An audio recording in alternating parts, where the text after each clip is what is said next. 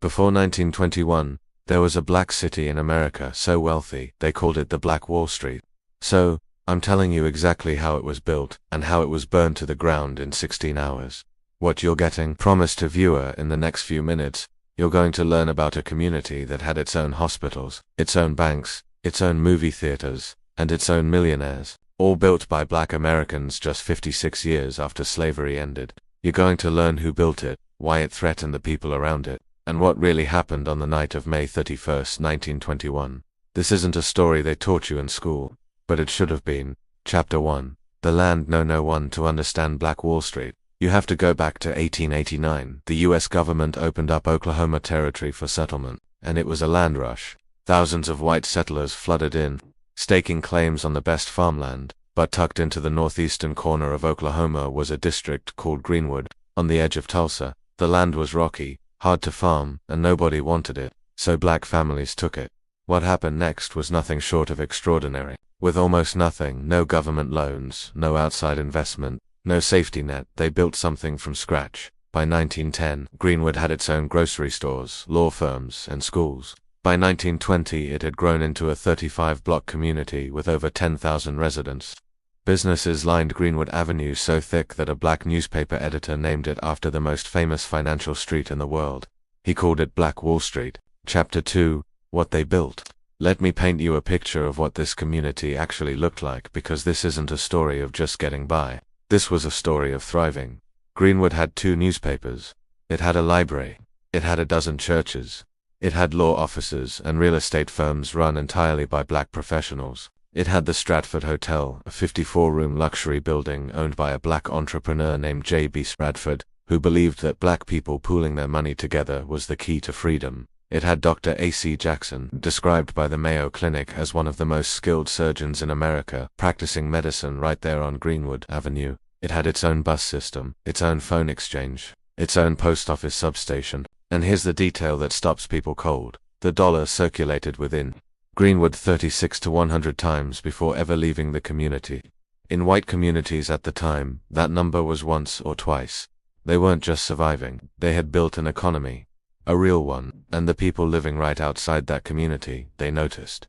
Chapter 3. The night everything changed. May 30th, 1921, a 19-year-old black shoe shiner named Dick Rowland stepped into an elevator in downtown Tulsa. The elevator operator was a 17-year-old white girl named Sarah Page. Exactly what happened in that elevator, nobody knows for certain. Rowland may have tripped and grabbed her arm. She may have screamed, but within hours, Dick Rowland was arrested, and the Tulsa Tribune ran a headline that read, "Nab Negro for attacking girl in elevator." The word spread fast. By evening, an armed white mob had gathered outside the courthouse demanding Rowland be handed over. A group of black men, many of them World War I veterans, showed up armed to defend him. A shot was fired. Nobody knows by whom, and then everything exploded. What happened next is not a riot. That word lets too many people off the hook. What happened was a massacre. A coordinated military-style attack on an entire community. White mobs moved through Greenwood street by street, looting homes and businesses before setting them on fire. Residents who tried to flee were shot. Black men were rounded up at gunpoint and taken to internment centers, and this is the part that most people have never heard. The attack went airborne. Private planes circled over Greenwood. Witnesses reported gunfire coming from the air. Some historians believe incendiary devices were dropped from those planes directly onto black homes and businesses below. In 16 hours, 35 blocks were reduced to ash. 1,256 homes destroyed.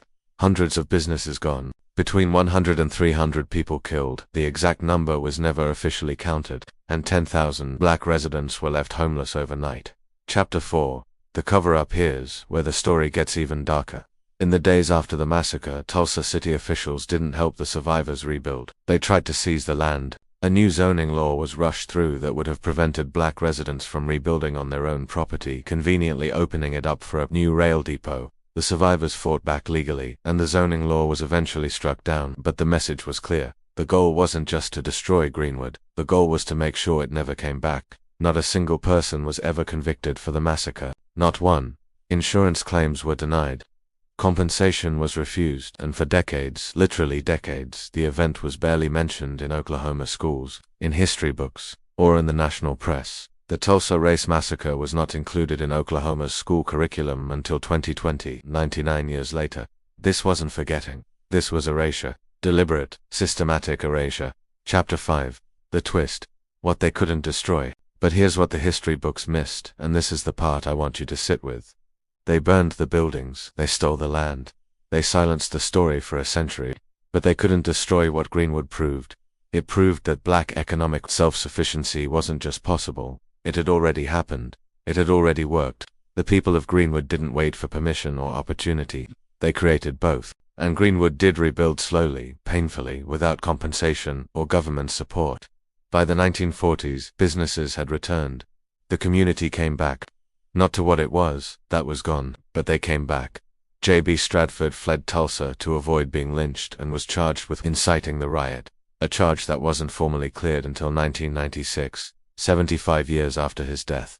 Dr. A.C. Jackson, one of the finest surgeons in America, was shot and killed while surrendering with his hands up. These weren't footnotes. These were people, and their story is American history. If this was new to you, if nobody ever taught you this in school, hit subscribe. Every day I bring you a forgotten story from American history that deserves to be remembered. The next one might surprise you even more.